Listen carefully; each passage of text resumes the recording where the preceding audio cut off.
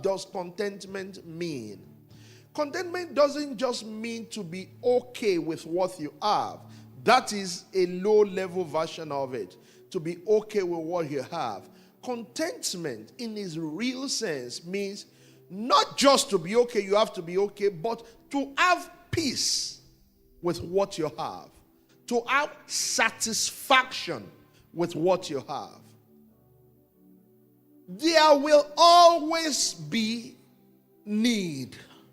There will always be want. In other words, there are things you want that you have not had. No matter how rich you are, no matter how good you are, things can never satisfy.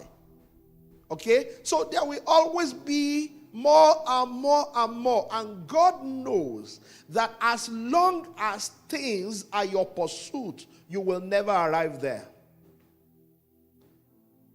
The man who doesn't have says, if only I can have ₦1,000,000.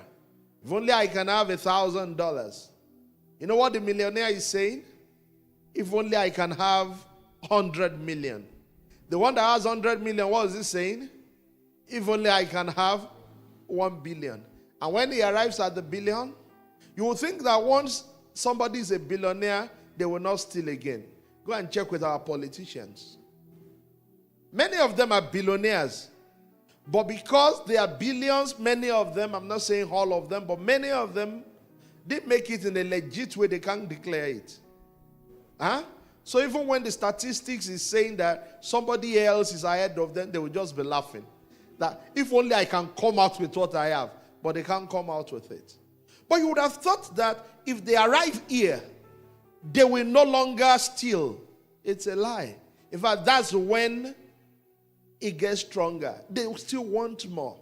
Why? Lack of contentment. It's a problem of a lot of people. Contentment is having that peace, that satisfaction with what you have. The Bible says, be content with such things as you have.